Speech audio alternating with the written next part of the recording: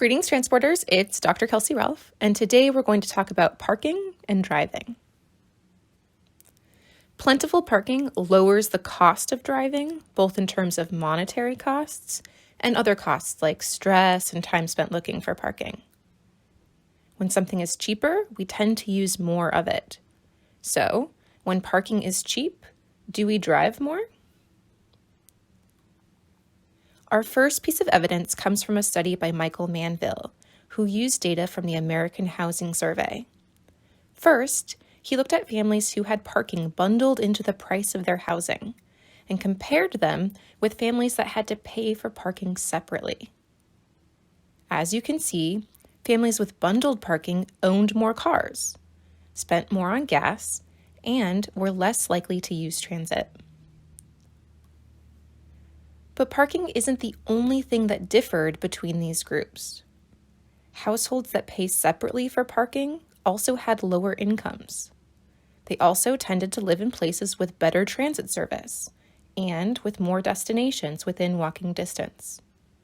All of those things are associated with travel too. Manville used a statistical tool known as a regression to account for all of those factors. The goal is to isolate the effect of parking.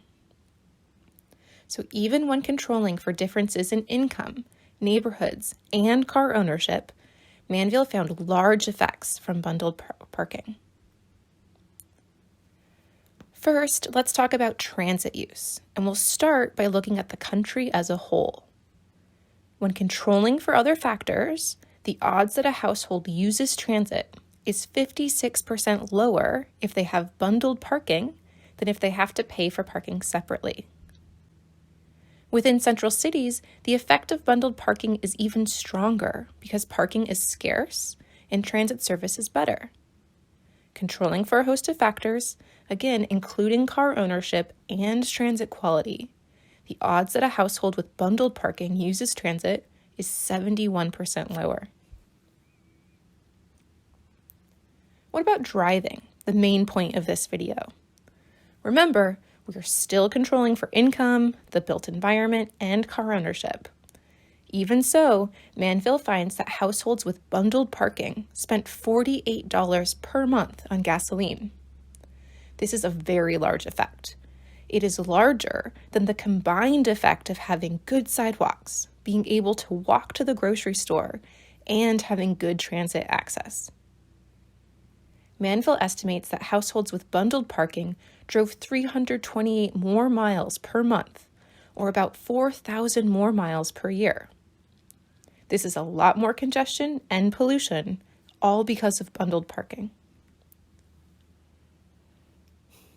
At this point, you may have some questions. After all, maybe people who just love walking, biking, and riding transit chose to move to places where you pay for parking, and everyone else chooses bundled parking.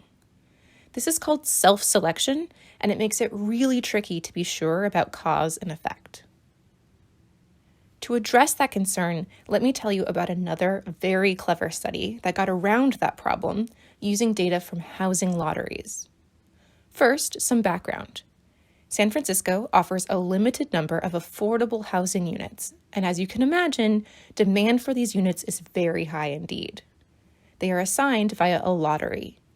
Households apply to multiple developments all across the city with the hopes that they will get selected for an affordable unit at one location. Because winning the lottery is so rare, people applying are not picky about where in San Francisco they live. In other words, they are effectively randomly assigned to their housing. It's sort of like an experiment. That means that if we look at their travel patterns in their new homes, and those patterns differ, we can attribute that effect to parking. So, some people moved into housing with no parking, and others moved into housing with a lot of parking. And again, they didn't choose how much parking they got. They were assigned to it. In buildings with no parking, 38% of the households owned a car. But in buildings with one parking space per unit, 81% owned a car. When it comes to transit use, the effect was similar. Households were much less likely to use transit if they had parking available at their building. At this point, you might be wondering if something else could explain the result. Like maybe transit service was much better at the buildings with no parking. Again, the authors use a regression to isolate the effect. Even when accounting for the quality of transit at the location, parking was still strongly linked to car ownership. In fact, the amount of parking was 3 times more important than the quality of transit.